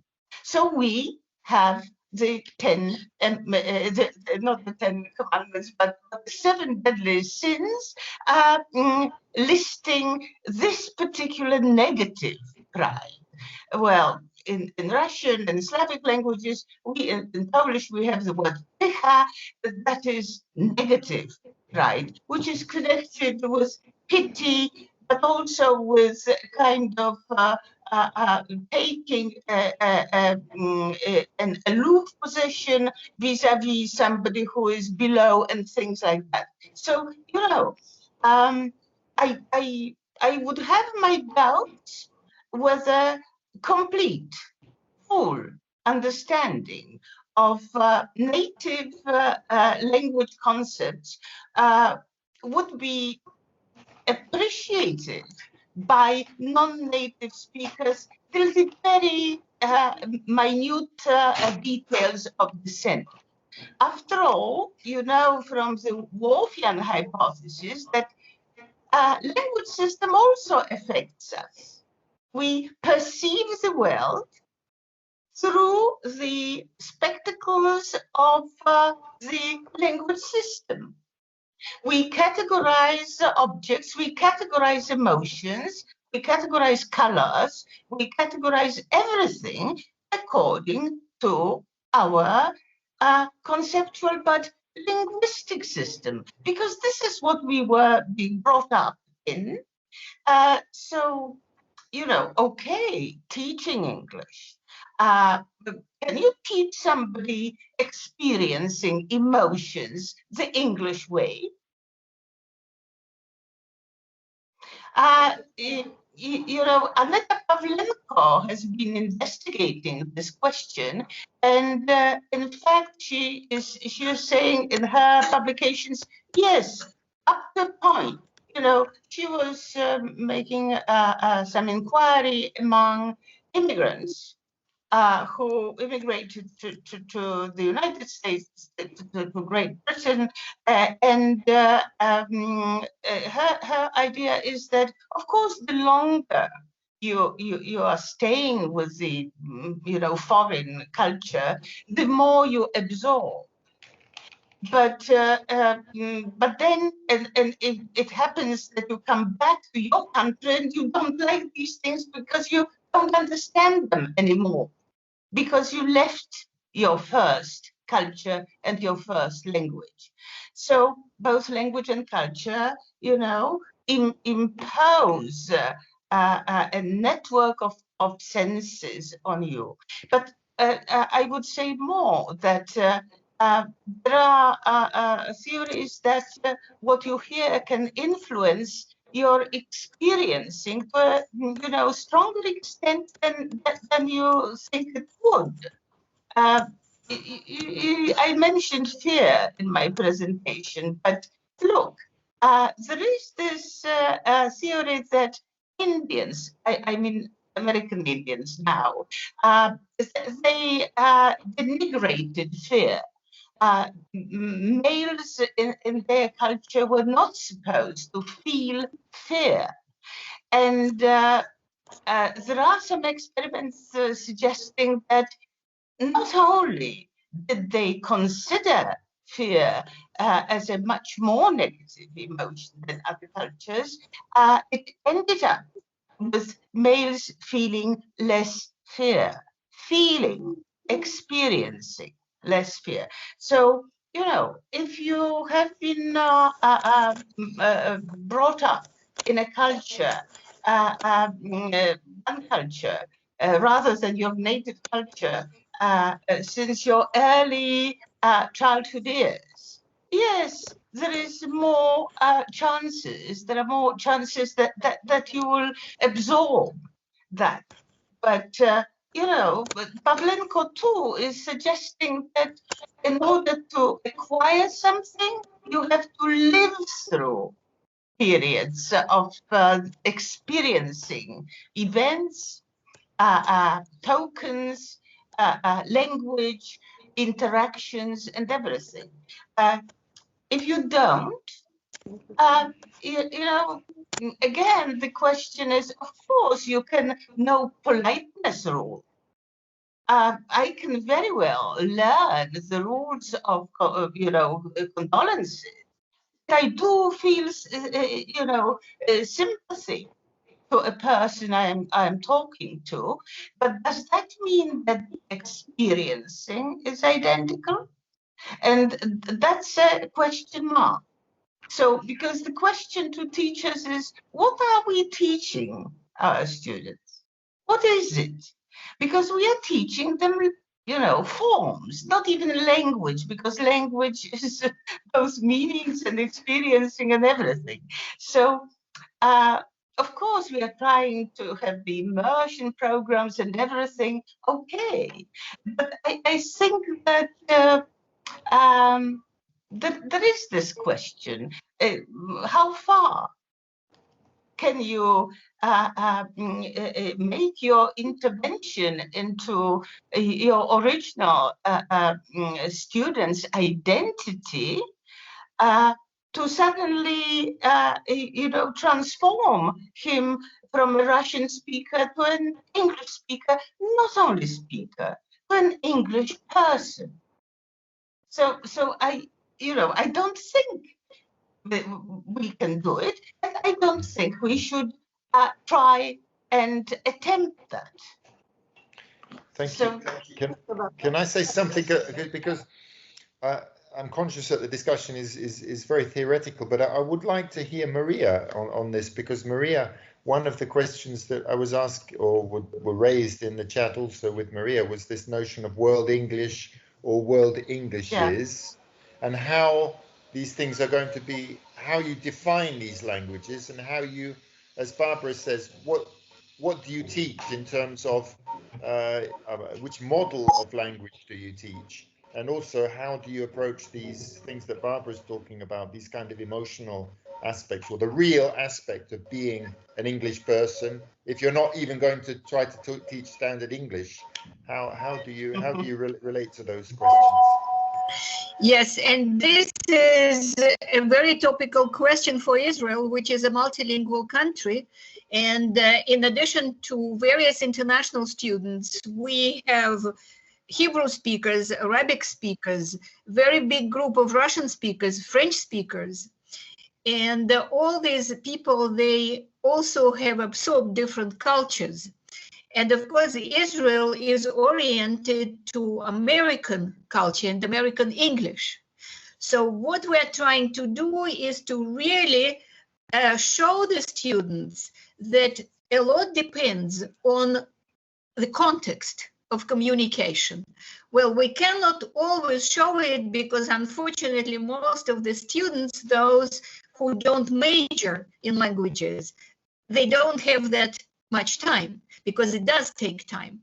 But we try to show that in what is appropriate in Israeli context will be totally inappropriate in, let's say, European context where people use English as a lingua franca. Just let me give you a very small example. At the very beginning of my career in Israel, I said something to a student, "I'm afraid you are wrong." And then he said, "Why are you afraid?" And first I thought that he was joking, that he was making fun of me. But then I looked at the reaction of the class. They were really all interested. How come I was all of a sudden afraid? So, and then I realized how important it is to show cultural differences, because very often there are miscommunication cases which lead to breakdown of negotiations and very serious situations because people don't know those rules or, let's say, conventions. But it's really tricky because it requires a lot of tact, a lot of knowledge of local cultures, not one, but cultures, and of course, trying to steer safely between all of this.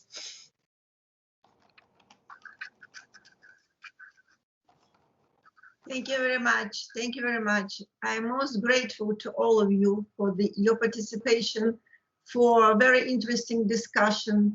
And I must say that actually our latest achievement, and you must know that we have achieved Q1 in ranking, Q1 ranking in Scopus. We owe our success to all of you, to our authors, reviewers, readers, and I'm most grateful to you for your support. Actually, when I started editing the journal, one of my ideas was to bring together scholars from Russia and international scholars to make a kind of a bridge. And I think these webinars, they also contribute to the achieving of this idea. Also, when I thought about this idea of organizing webinars, and today is the second one, I wanted to make our journal a kind of more personalized.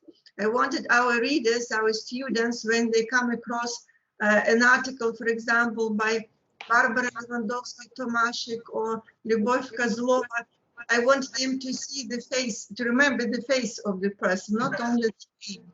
Yes, and I think that it is very important in our world, yes, to bring some emotions to this sphere. And I think that today's discussion showed that we are on the right way. Thank you very much. To encourage you, yes, to stay with us, to be our readers, our contributors and supporters of our journal. And I would like also Douglas to announce our next webinar.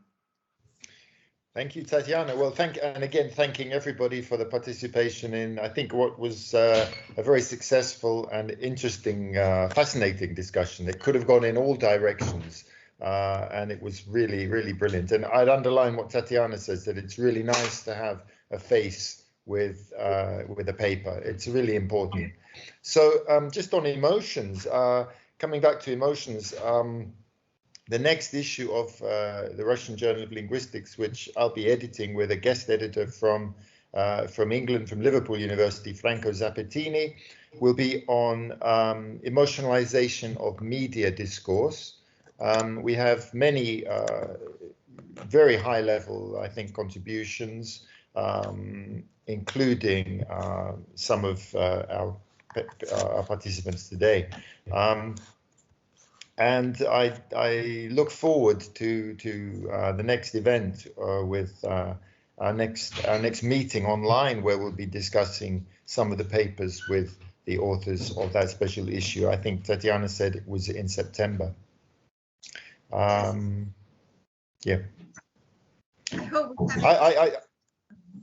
I'm sorry, Tatiana. Well, I can't, because we have the football match between England and Germany going on at the moment. Perhaps some of you I can't resist. I cannot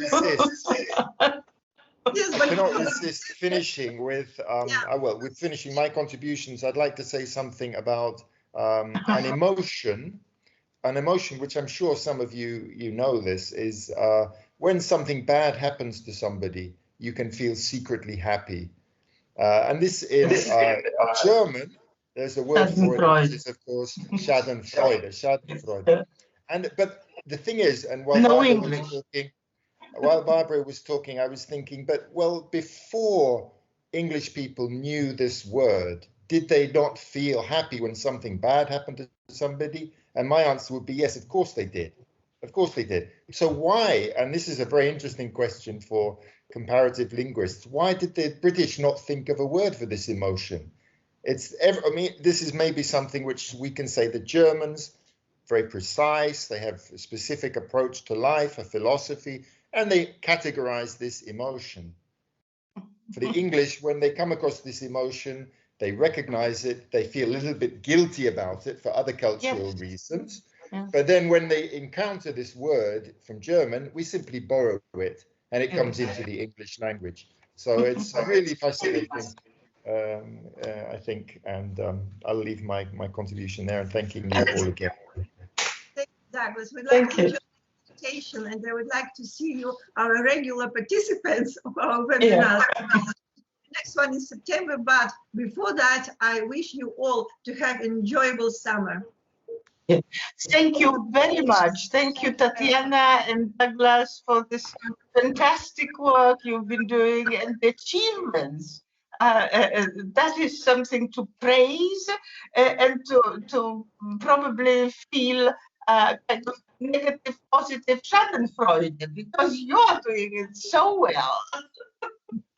Nobody can see, you know, Thank you for all your efforts. Thank you. Thank you, Professor, organizing this webinar. Thank you. It was really great. Thank you, everybody. Lubov for asking questions. Thank you very much. Bye-bye. Have a good summer. Bye-bye. Thank you. Bye. Bye-bye, everybody.